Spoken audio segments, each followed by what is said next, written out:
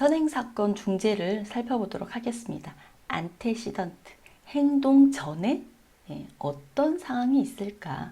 행동 전의 상황을 변화시켜서 좋은 행동을 더 많이 만들어 보자 하는 게 선행사건 중재입니다. 중재 시점을 언제 중재를 하느냐에 따라서 나눌 수 있는데요. B를 기준으로, behavior를 기준으로 A, antecedent를 바꾸던지 C, consequence를 바꾸던지 A를 바꾸던지 C를 바꿔서 B를 예쁜 행동으로 만들어가 보자 라는 건데요. 대부분의 경우는 사실 저희가 AB에서 연구하는 또 여러 가지 전략 이런 방법들 대부분은 C와 관련된 거예요. 그러니까 A는 원래는 양이 적겠죠. 근데 저는 A를 좀 많이 말씀을 드릴 겁니다. 왜냐하면 A는 문제 행동의 사전 예방과 관련이 있어요. 그리고 좋은 행동을 혼자서 할 수 있도록 미리 힌트를 주는 것과 관련이 있어요. 이미 결과가 나온 다음에 그 결과에 대한 피드백을 주는 것보다 A, 사전에 미리 예방을 하면 훨씬 더 좋은 효과가 있을 수 있을 거라고 생각합니다. 그리고 사실은 그 모든 행동은 결과가 나와서 그게 문제다라고 인식하기 전에 사전에 예방할 수 있으면 제일 좋은 방법이고요. 쉬워요. 그걸 하는 게. 그래서 원래 학문적으로는 C를 우리가 많이 해야 되지만 부모님이니까 오늘 A에 대해서 좀 많이 보도록 하겠습니다. 자, 선행사건을 바꾸는 방법 크게 세 가지가 있는데요. 우리는 환경 바꾸기, 지시 방법 바꾸기 두 가지를 배울 거고요. 선행기술 가르치기는 저 뒤쪽에서 배우도록 하겠습니다. 자, 일단 그럼 환경 바꾸기. 환경이라고 하면 아이의 주위에서 벌어지는 모든 상황, 모든 사람, 사물, 사건, 상태 이런 거요. 뭐 내가 몸이 아프다, 화가 난다, 지루하다, 심지어는 어떤 아이가 특정 시간에 계속해서 문제를 일으켰는데 다리가 저려서 그랬어요. 그래서 변기에 앉아서 이제 변비가 있는 친구였는데 오래 앉아 있다가 갑자기 난동을 부리는 행동이 있었거든요. 다리가 저려서 그랬어요. 변기를 바꾼 다음 모양이 조금 더 인체 친화적인 변기 모양으로 바꾼 다음에 문제가 해결됐습니다. 그러니까 이런 사소한 걸로도 문제가 발생할 수 있는 거예요. 그렇지만 또 아주 쉬운 방법으로 해결할 수도 있죠. 뭐 윗집에 새로운 사람이 이사 왔어. 쿵쿵쿵 다녀. 그게 이 아이에게 문제를 일으킬 수도 있죠. 치료실 이사를 갔어요. 치료실 두 개의 자리 위치가 서로 바뀌었어요. 담임 선생님 출산휴가 갔어요. 새 친구가 전화가 왔는데 그 친구가 이렇게 음성 자극을 주로 많이 하는 친구예요. 할머니가 돌아가셨어요. 나는 할머니랑 별로 친하지 않았지만 우리 엄마가 갑자기 우울해졌어요. 이런 모든 것들이 다 영향을 미치고요. 특히 자폐성 장애 친구들은 이런 빛이나 소리나 냄새, 온도, 색깔, 무늬 이런 감각적인 거에 굉장히 민감할 수 있죠. 아예 딱 맞는 환경을 만들어 주셔야 합니다. 환경 개선을 통한 행동 변화는 일단 제일 쉽다는 게 장점이에요. 쉽죠. 문제가 생기기 전에 하는 거고. 그래서 목표 행동이 아주 단순할 때 적용할 수 있습니다. 그렇지만 행동 변화에 다 크고 작은 영향을 미쳐요. 그래서 본격적으로 내가 뭔가를 해보겠다. 특히 내가 무슨 문제행동 중재를 해보겠다 라고 하면 시작 전에 반드시 환경에서 뭔가 변화시켜 줄 게 없는지를 확인하셔야 합니다. 자, 환경 개선 방법은 이렇게 6가지 정도로 보시면 됩니다. 일단 물리적 환경, 온도, 조명, 소음, 냄새, 촉감, 책상 높이. 제가 아까 말씀드렸죠. 낮에 책상에 덮여 있는 유리 자극이 너무 싫어서 책상에 앉기를 싫어했던 친구도 있었어요. 그런 거 잘 보셔야 합니다. 우리가 눈 맞춤, 주의 집중, 지시 따르기 이런 거 훈련할 때는 책상 높이가 정확하게 아이에게 잘 맞고 의자도 발바닥이 정확하게 착 닿는 적당한 높이의 의자 이런 거 굉장히 많이 신경 쓰거든요. 그러니까 물리적 환경도 다 신경을 쓰셔야 합니다. 그리고 요즘은 온라인 수업 하잖아요. 유튜브나 인터넷에 그 아주 쉽게 접근할 수 있게 되면서 유튜브에 나쁜 영상들이 많이 올라와 있대요. 네. 그런 것들에 대한 폐해도 있을 수 있어요. 혹은 게임을 너무 오래 한다든가 이런 폐해가 있을 수 있어요. 그러면 시청 연령 제한을 건다든가 시간으로 타임으로 제한을 건다든가 키즈락을 건다든가 비밀번호를 설정을 해둔다든가 이런 물리적 환경도 이런 것들도 다 물리적 환경에 들어갑니다. 자, 구조적 환경. 구조적 환경이라는 용어가 익숙하진 않지만 구조적 환경, 구조적이라는 표현을 굉장히 많이 쓰거든요. 예, 그러니까 그냥 요 단어 그대로 알아두시면 좋겠어요. 이렇게 각을 탁 맞춰가지고 여기 이름표 탁 붙이고 시간표 벽에 탁 걸어놓고 필요한 거 타이머 탁 쓰고 색깔별로 촉촉 분류하고 OX 표지판을 탁 세우고 안내판에 내가 무슨 일을 해야 될지 척척척 적혀져 있고 책상은 선에 맞춰서 줄을 딱 세우고 이런 거 있죠. 이런 거를 다 구조적 환경이라고 합니다. 자, 과제 조절. 적당한 양, 시간, 난이도를 맞춰야 해요. 처음에는 쉽게, 그렇지만 생활 연령에 맞아야 해요. 다 큰 친구인데 어릴 때 하던 거에 맞춰서 하면 곤란합니다. 아시겠죠? 근데 이제 과제가 무조건 과제를 조절한다는 게 쉽게 해줘야 된다라고 생각할 수 있는데 그렇지 않을 수 있어요.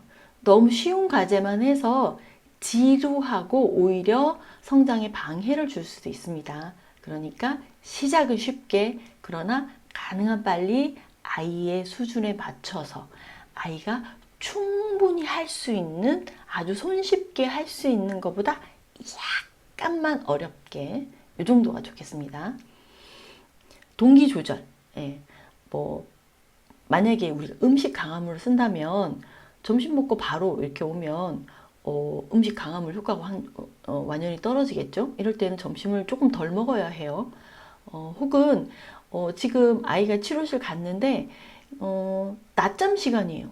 그러면 지금 되게 졸리고 짜증나는 시간이겠죠.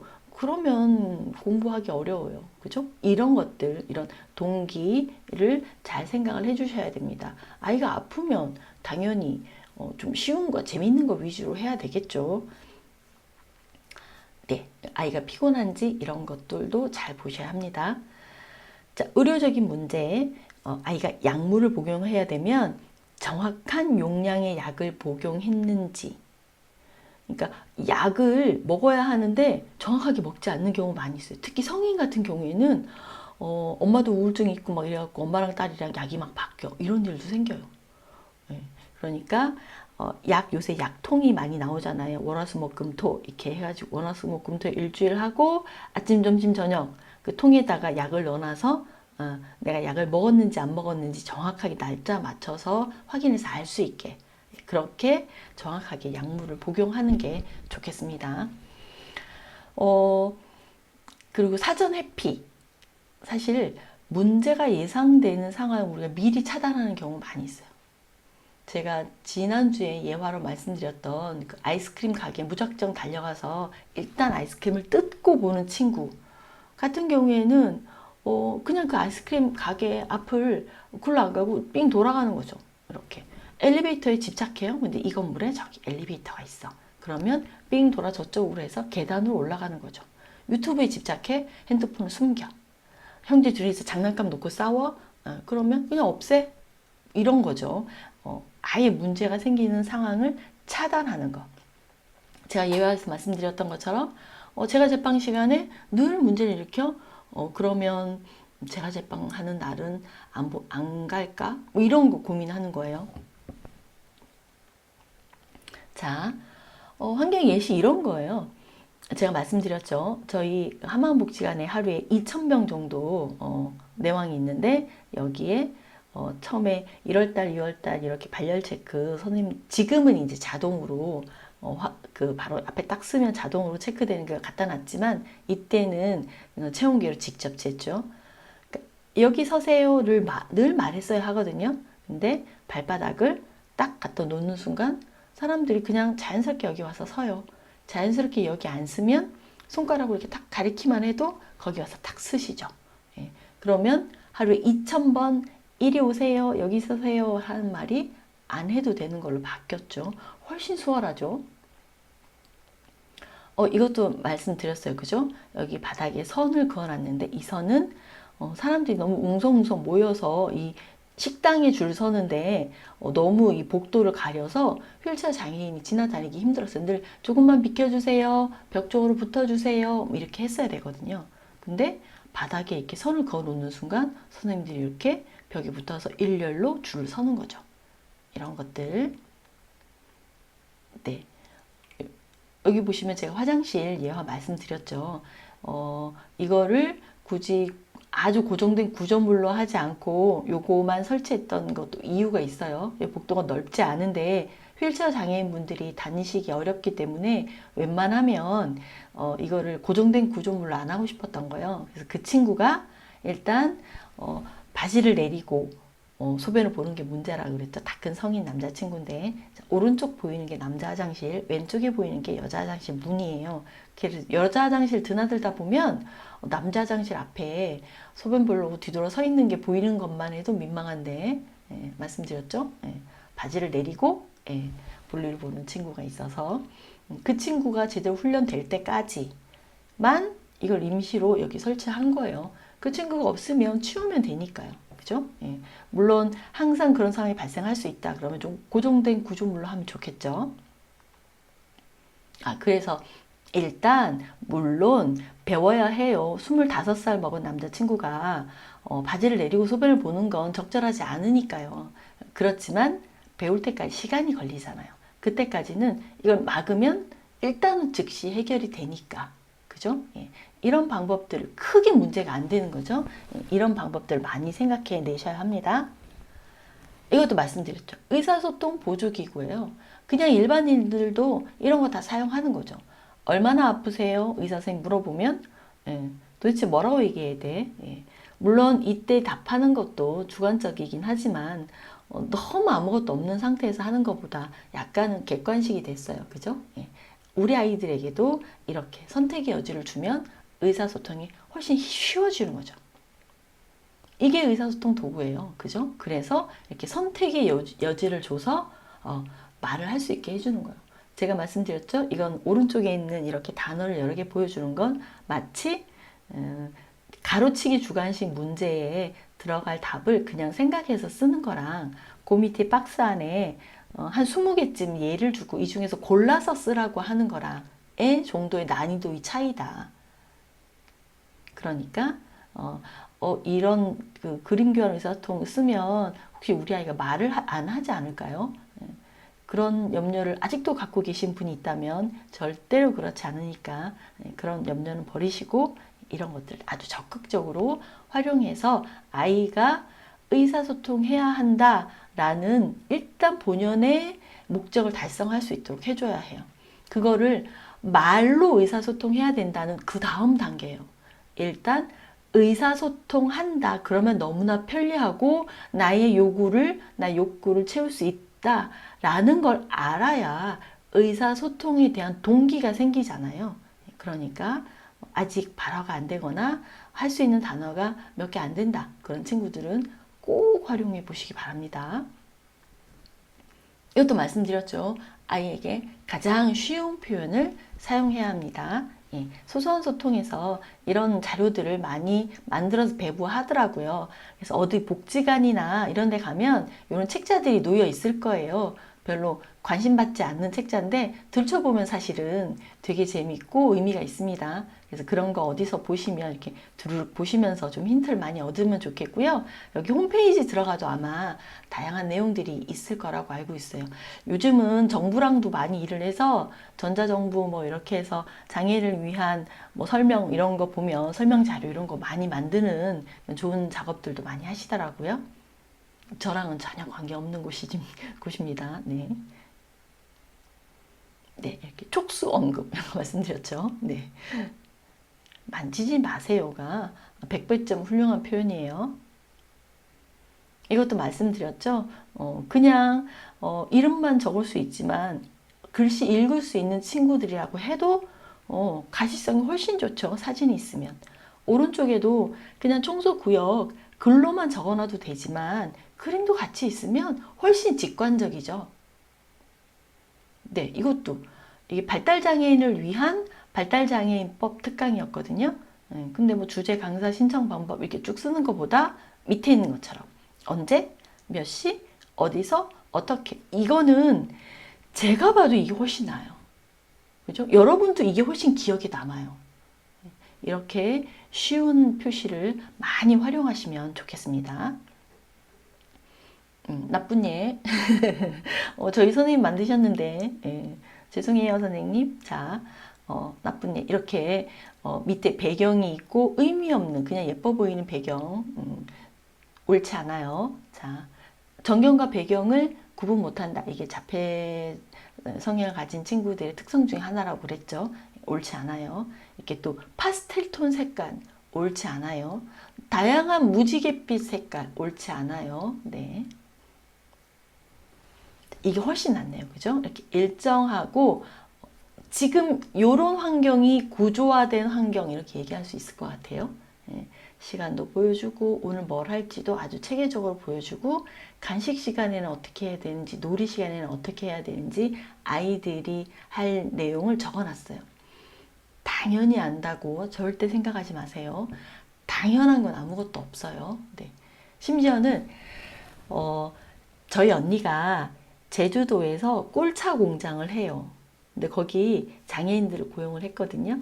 장애인은 하나도 몰라요. 근데 어쨌든 나름 좋은 일 한다고 장애인 직원을 채용을 했어요. 근데 이 친구들이 걸레를 안 빨고 걸레 이렇게 닦은 다음에 한 군데 모아놓고 그냥 퇴근을 하는 거예요. 그래서 언니가 그러면 안 된다라고 잔소리를 좀 하고 걸레를 빨아서 널도록 시켰어요.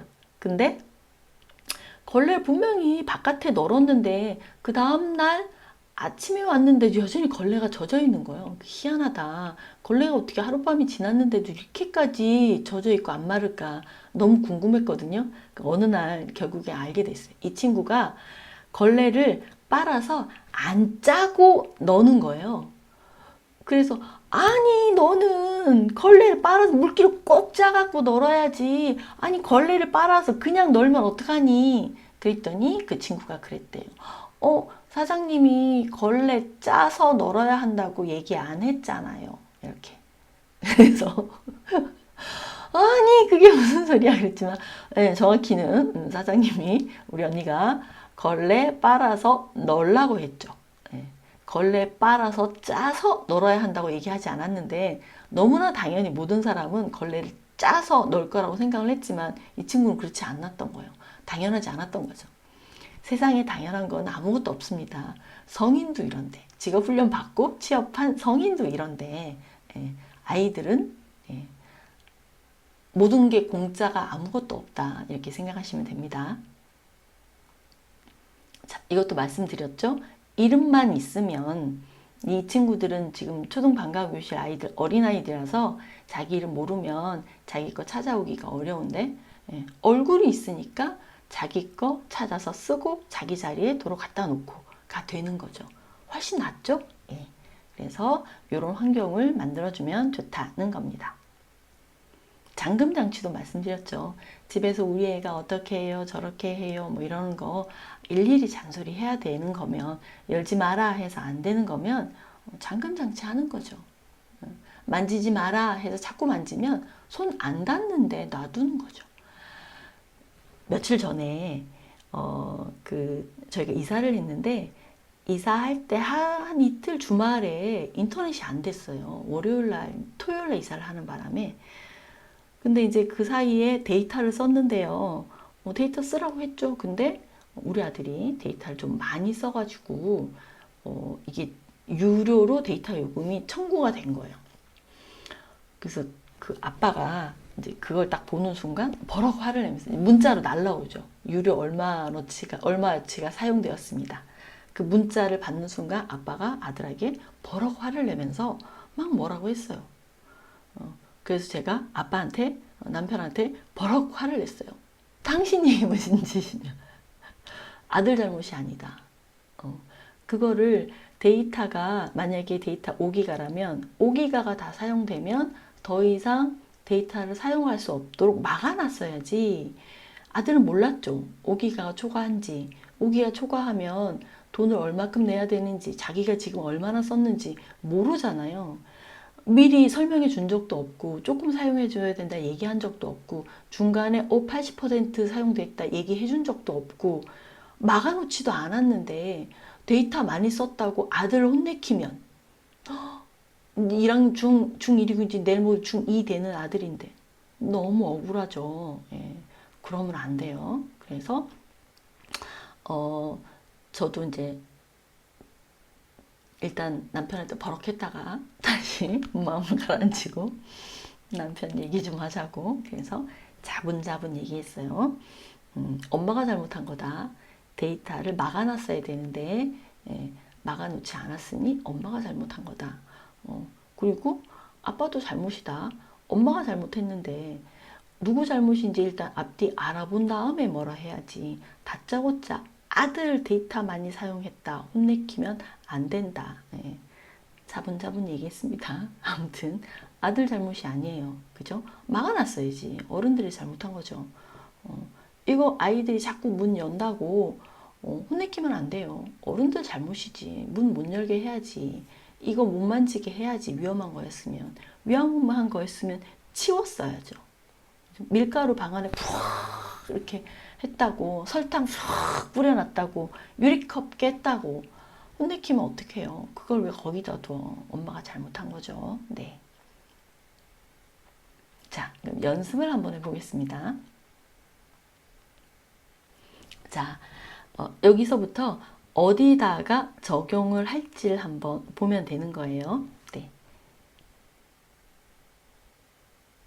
문제행동 기능 이런 게 있다고 했죠? 네. 자, 사례 이거 말씀드렸습니다. 이게 A 제과 제빵 시간에 빵이 구워지는 동안 시간이 되면 A, B 꼭 화를 내거나 문제를 일으켜요. C 그러면 매번 중요한 건 매번이죠. 매번 옥상으로 간대요. 그러면 이 친구의 문제행동 기능은 문제행동 기능이 무엇인가를 볼 때는 C를 보셔야 돼요. 행동 직후에 어떤 결과를 얻었는가. 그 결과가 그 행동을 유지시키는 힘이에요. 어떤 결과를 얻었냐면 매번 옥상으로 간대요. 그러니까 옥상으로 가고 싶어서 문제를 일으켰구나. 언제? 빵이 구워지는 동안. 그러면 문제행동의 기능은 일단은 원하는 걸 얻기 위해서인데 왜? 활동, 심심해서 옥상을 항상 가고 싶은 건 아니었어요. 그렇지만 옥상을 너무너무 사랑해서라기보다는 지금 빵이 구워지기 기다리는 그 시간이 너무 무료한 거예요. 선생님은 막 이제 설거지하고 재료 치우고 정리하고 막 이러느라고 정신이 없고 자 여러분 잠깐 쉬고 있어요 하는 건데 이 친구는 쉬고 있는 거 너무 심심한 거죠. 뭐라도 하고 싶은 거죠. 그래서 늘 문제를 일으켰었죠. 근데 가끔은 교실 밖으로 안 나가겠다고 버틴다 그랬죠. 왜냐하면 그날은 배가 고팠던 날이에요. 그래서 봤더니 배가 고프면 나가지 않으려고 하는구나. 그래서 미리 이제 맛보기 빵이에요. 전자레인지에 돌렸어요. 그래서 미리 이제 만들어놨던 거를 줘서 요기를 하게 하는 거죠. 자, 이제 우리 옥상 한 바퀴 산책하고 와요. 이렇게 가는 거죠. 그래서 어떤 문제가 한 가지 원인만, 한 가지 기능만 하진 않아요. 그러니까 문제가 하나의 100% 문제가 거의 다 사라질 수도 있고 그 문제는 해결했는데 그 행동이 여전히 남았어? 그러면 그때 기능평가를 한번 다시 해볼 필요도 있어요. 그 한 70% 정도 없어졌는데 한 30% 정도가 남아가지고 더 이상 내려가지 않고 계속 그러고 있네? 그러면 그때 다시 한번 상황을 보는 거죠. 자, 빵이 구워지는 동안 어떨 땐 나갈 때 빼놓고 어느 상황에서 교실에 있었더니 이 친구가 얻는 게 뭘까? 이 친구가 이때 그 빵 구워지는데 계속 가가지고 이 오븐을 열었다 닫았다 막 이렇게 오븐에 달려들고 그랬어요. 왜? 먹고 싶어서 그랬던 거죠.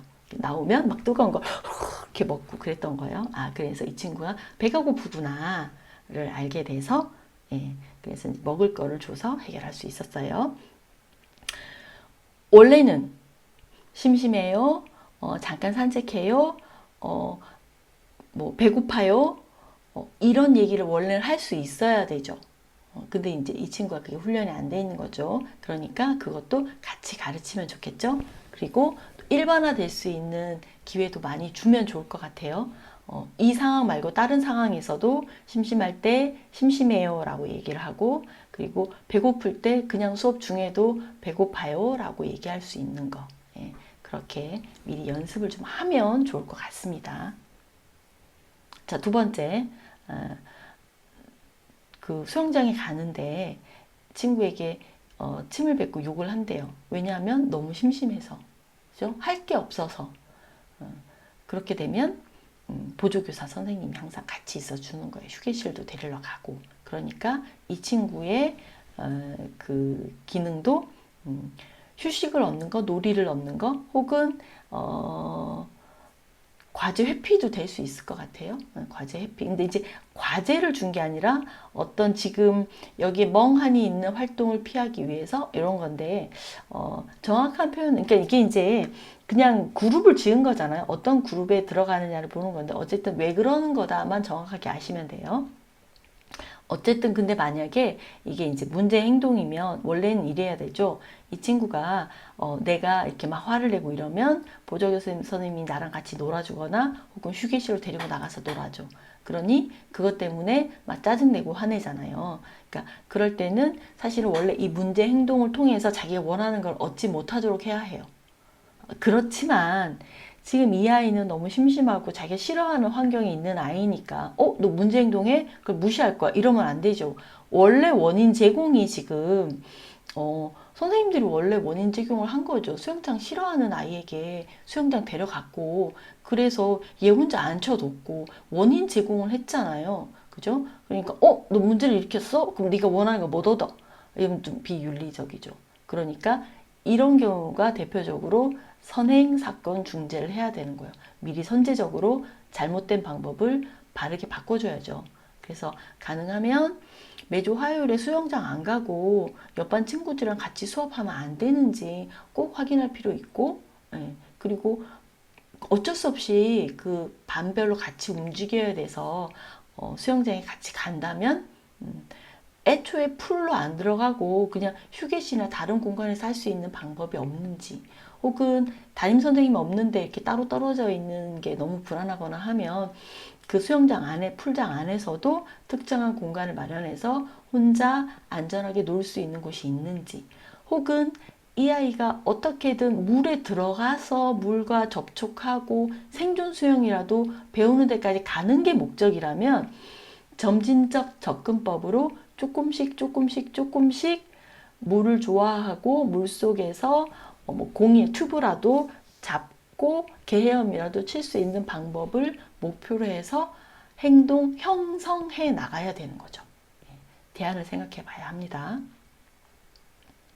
자, 순이 이 아이는 학교 와서 등교할 때 그 교문 앞에서부터 울기 시작해가지고 교실 앞에서는 정말 교실 문틀을 잡고 안 들어가겠다고 큰 소리로 우는데 보통 한 2시간씩 우는 친구라고 했어요. 그죠?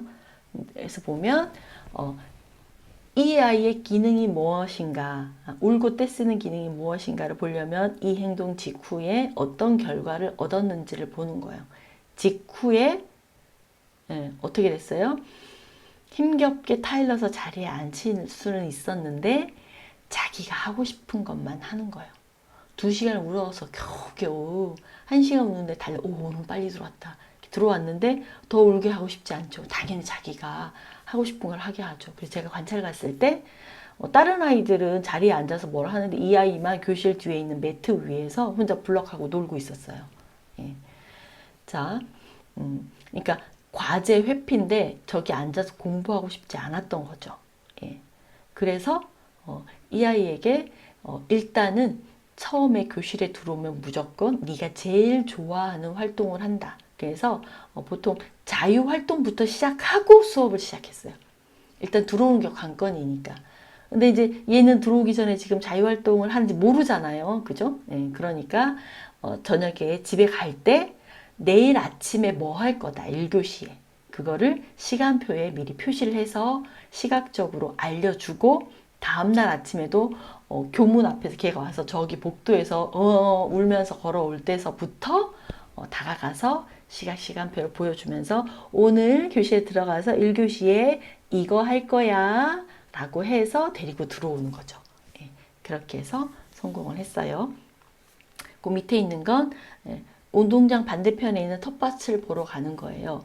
그러니까 선행사건 중재를 하면 이제 그 뒤에 C를 조작해서 하는 또 다른 방법도 있었지만 일단 A를 조작하는 방법으로 하려면 문제를 뚝 떨어뜨리려면 아이가 떼쓰기 전에 미리 밥 먹고 식당에서 나올 때부터 자 우리 텃밭 한번 보고 가자 라고 얘기를 하는 거예요. 미리. 그럼 얘는 신나게 텃밭으로 가죠. 근데 얘가 교실 문을 붙잡고 안 들어갈 거야. 텃밭 볼 거야. 하고 난 다음에 그제서야 그래 그럼 텃밭 볼래? 그 텃밭 한번 가자. 그러면 울면서 텃밭으로 가잖아요. 지금 우는 행동이 강화됐어요. 그죠? 울어서 텃밭을 갈 수 있게 됐으니까. 울었더니 직후에 텃밭을 갈 수 있게 됐잖아요. 우는 행동을 강화한 게 된 거예요. 선생님이 의도치 않게. 이럴 때는 아예 그냥 식당에서 나오면서부터 우리 텃밭 가자. 혹은 점심 먹으러 갈 때부터 우리 밥 먹고 텃밭 보러 갈 거야. 이렇게 얘기하면 신나게 밥 먹고 줄 잘 서서 텃밭을 갔다 올 수 있겠죠. 아예 그냥 밥 먹었으니 운동 한번 하는 거죠. 애초에. 예. 그렇지만 그 다음에 이걸 다시 조절하는 방법은 우리가 C에서 또 다룰 겁니다. 자, 형제들 간에 서로 다툼이 있는 거 되게 많아요. 그래서 이것도 내 거, 저것도 내 거, 저것도 내 거, 동생 아무것도 못 갖구나. 내가 안 갖고 놀아도 내 거, 절대 못 만져 하는 욕심쟁이들 많아요. 이건 장애 비장애랑 상관없어요. 아이들은 이런 행동 많이 해요. 어린이집 가서도 이런 행동 많이 해요. 자, 그러면 어떻게 해야 되느냐? 할 수 있는 게 선행사건 중재에서, 그러니까 이때는 획득이죠. 아주 명확하게 획득 기능. 할 수 있는 게 구조적 환경을 만들어 주는 거예요. 이름표를 붙여요. 이거는 지수 거, 이거는 지우 거. 이름표 있는 거 네 거, 이름표 없는 거, 이름표 지우 있는 거 동생 거. 이렇게 명확하게 해주는 거예요. 그리고 시간별로 지금은 놀이 시간, 지금은 공부 시간, 지금은 간식 시간 이렇게 해주는 거죠. 시각 시간표는 우리가 그날 영상을 못 봤는데 다음 시간에 영상을 한번 같이 보도록 하겠습니다. 그리고 화내기 전에 적당한 시간, 양, 난이도를 조절을 해주는 거죠. 아까 순이 얘기했죠. 순이가 과제를 왜 싫어하게 됐냐면 싫어한 이유가 있어요. 이 아이가 사실은 인지는 자폐적 성향은 아주 강했지만 인지는 나쁘지 않은 아이였어요. 그래서 두 자릿수 더하기 한 자릿수 반올림까지도 할 수 있는 아이였어요. 그래서 초등학교 이제 2학년 갓 올라온 아이인데 선생님이 얘한테 계속 수학 문제지만 주는 거예요. 수학 문제지 이렇게 20개 있는 거 시트 하나 주고 걔가 그거 풀고 있는 동안 이제 더 손이 많이 가는 다른 친구들 돌봐주는 거죠. 그래서 얘는 하나를 다 풀어요. 열심히 다 풀면 선생님이 다 했어? 그리고 한 장 또 줘요. 너무 싫은 거죠. 내가 열심히 할수록 과제가 점점 더 많아지는 거예요. 네.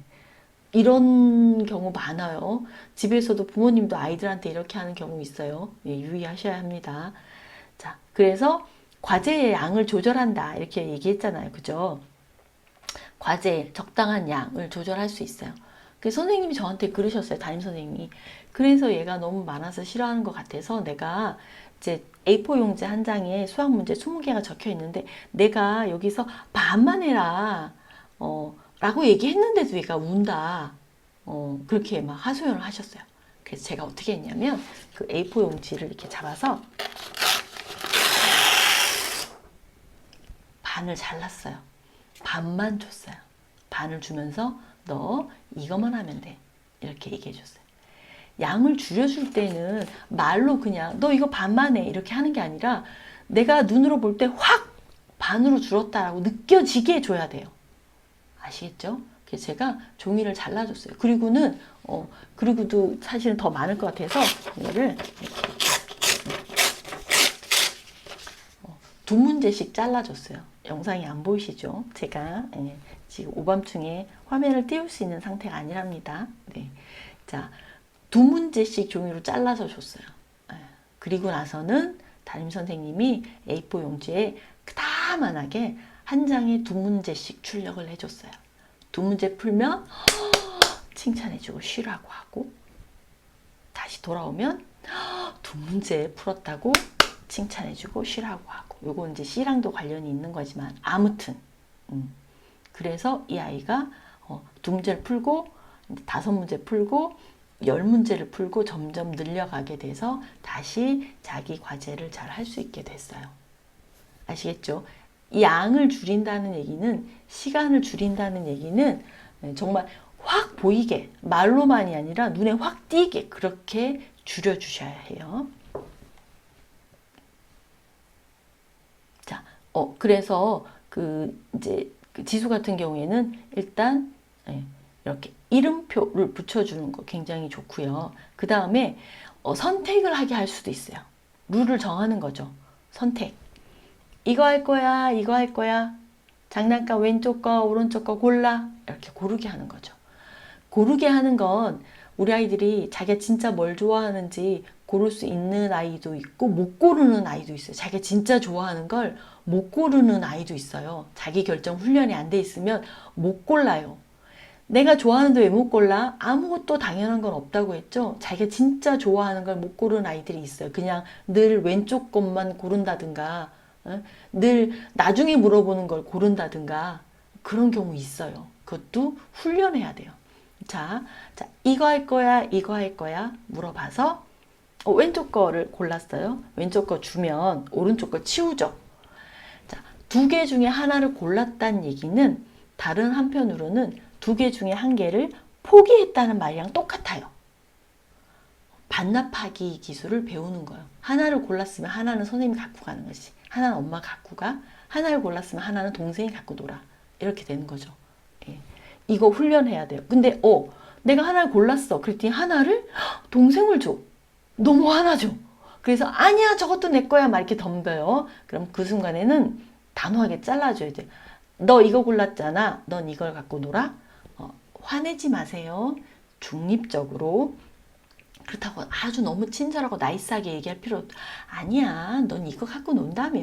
이거 갖고 놀아. 이렇게 사정하지 마세요. 중립적으로 부모의 권위를 가지고 네가 골랐으니 이거 고른 거 갖고 놀아. 그러면 너무 화나겠죠. 떼쓰죠. 저것도 갖고 놀 거야. 싫어. 이렇게 되겠죠. 자, 일정한 시간이 지나면 다시 고를 수 있는 기회를 주는 거예요. 여기서 일정한 시간이란 이를테면 1분 아니면 2분 후에 다시 고를 수 있는 기회를 주는 거예요. 1분 동안 얘가 떼쓰면서 대굴대굴 굴르면서 저것도 내 거야. 담비 거야. 이러면서 바닥을 굴러도 그냥 냅둬요. 그랬다 1분이 지나면 타이머를 올려줘요. 우와 시간 다 됐다. 자 다시 골라. 어떤 거 할 거야? 이거 할 거야? 이거 할 거야? 그래서 하나를 고르면 자 갖고 놀아. 아니야 저것도 갖고 놀 거야. 그래도 무시. 1분 후에 다시 벨이 울려서 자 골라. 어떤 거 갖고 놀 거야? 이거 놀 거야? 이거 놀 거야? 이렇게 훈련을 해서 점점 5분, 10분, 15분 이렇게 갖고 놀게 하는 거죠. 이 아이는 내가 하나를 골라서 하나를 포기하게 됐는데 그럼 너무 억울하죠. 그럴 순 없죠. 그렇지만 내가 다시 고를 수 있어. 나에게 다시 고를 수 있는 기회가 올 거야. 라는 생각이 들면 걔를 포기하고 지금 내가 선택한 거에 집중해서 놀 수 있어요. 얘가 저걸 포기하지 못하는 이유는 내가 저걸 포기하면 동생이 가져가고 동생이 가져버리고 내가 저걸 다시는 못 만질까봐 두렵죠. 예. 그렇지만 그게 아니고 일정한 시간이 지나면 다시 선택할 수 있는 기회가 온다라는 거를 학습을 해야 되는 거죠. 이거를 아이가 제일 좋아하는 장난감, 제일 좋아하는 간식부터 시작하면 실패합니다. 적당히 좋아하는 장난감부터 시작하셔야 돼요.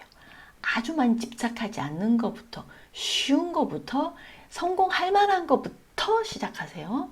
아시겠죠? 그런 다음에 조금 더 집착하는 거로 점진적으로 나아가는 겁니다. 제가 이게 지금 그 강의를 할 때 부모님들이 저에게 막 지금 제일 막 힘든 거 막 질문하시잖아요. 대부분. 그죠? 제일 뭐 너무 해결하고 싶은 이것만 하나 딱 해결하면 너무 살 것 같은 그런 거 물어보시잖아요. 자, 그건 맨 마지막에 해결하는 겁니다. 지금은 가장 쉬운 거부터 해결하세요. 아시겠죠? 가장 쉬운 거부터 하나씩 둘씩 해결해 나가고 지금 제일 문제가 되는 그거 있죠? 아, 난 다른 거 다 필요 없고 요것만 딱 해결하면 살 것 같겠네. 그거 맨 나중에. 그거 맨 나중에 하는 거예요. 급하다고 바늘 허리 매 쓸 수 없는 거랑 똑같은 이치예요. 그것부터 해결하려면 그럴 수도 있는데 위험 부담이 너무 큰 거죠. 실패하면 어떡해요? 실패하면 그 행동이 예전보다 더 극성스럽게 나타날 수 있어요. 그러니 쉬운 것부터 시작합니다. 아시겠죠? 자, 아주 집착하지 않는 장난감부터 이렇게 선택하기, 반납하기, 다시 선택하기 훈련을 하면 해결할 수 있어요. 이럴 때 타이머나 시간표도 아주 효과적이죠.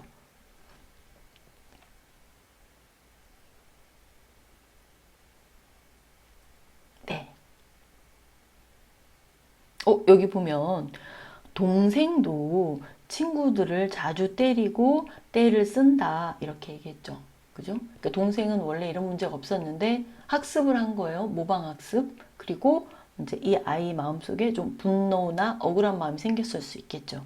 그래서 집에서 공평하게 하시는 게 중요합니다. 형제 간에 우애 있게 지내야지 이런 건 없어요. 형제 간에 어떻게 우애 있게 지내? 그런 건 없어요. 적자 생존, 형이 죽나 내가 죽나, 적자 생존이에요. 경쟁 관계예요. 마치 제비 집에서 어미가 먹이를 물고 오면 서로 먹겠다고 입을 막 이렇게 벌리고 짹짹짹짹짹짹 하는 것처럼 그런 경쟁 관계라고요. 한 아이에게만 집중하시면 안 됩니다. 형제 자매가 문제가 생기거나 염려스러워진 상황이 있는 가정들이 꽤 많으세요. 자, 첫 번째, 너무 당연하다. 형아를 이해해줘야지, 혹은 동생을 이해해줘야지, 네가 동생을 잘 돌봐줘야지는 아이에게 너무 큰 짐이에요. 아이가 어떻게 그렇게 잘 이해할 수 있어요? 그럴 수는 없어요. 한두 번이면 몰라도 항상 그럴 수는 없어요. 만약에 너무 잘 이해하는 아이가 있으면 심리치료를, 심리검사 다시 받아봐야 돼요. 진짜 얘가 왜 이럴까? 어린애가 왜 이렇게 잘 이해할까? 화가 나는 게 정상이에요. 그러니 일단 정상이다. 그럼 두 번째, 그 형제 자매들과 같이 할 수 있는 시간을 꼭 만드셔야 돼요. 꼭 이건 너만을 위한 시간이야.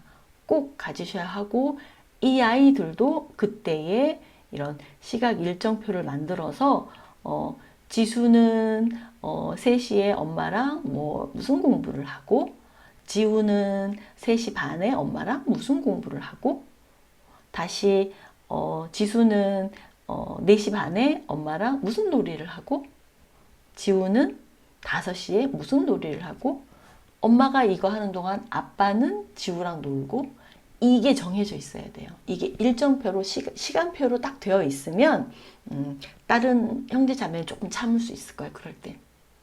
아시겠죠? 반드시 같이 돌봐줘야 되고 그 아이들만을 위한 시간도 필요합니다. 혹은 동생이 장애가 있고 형이나 누나가 비장애면 장기적으로 봤을 때 형이나 누나의 돌봄이나 도움이 꼭 필요해요. 장기적으로 봤을 때 부모님은 나이 들어 늙으실 거잖아요. 그죠? 그리고 동생이 장애가 있는 동생이라면 동생에게 또래 친구나 또래 교사가 정말 필요하거든요. 형이나 누나가 그 또래 교사나 또래 교사, 또래 친구 역할을 해줄 수 있어요. 적극적인 지지자가 될 수 있거든요. 예, 그러니까 뭐 어차피 똑같은 아이들이니까 내 새끼니까 다 같이 돌봐야 하지만 그런 면에서도 같은 가정 내에서 지지자가 생기는 그런 면에서라도 이 아이들을 더 잘 꼬셔야 해요. 그렇습니다. 자, 선행사건 지시인데 우리가 이 부분은 진도를 못 나갔어요. 그죠? 예. 그래서 선행사건 지시는 다음 시간에 하도록 하겠습니다. 네, 들어주셔서 감사합니다. 빠잉!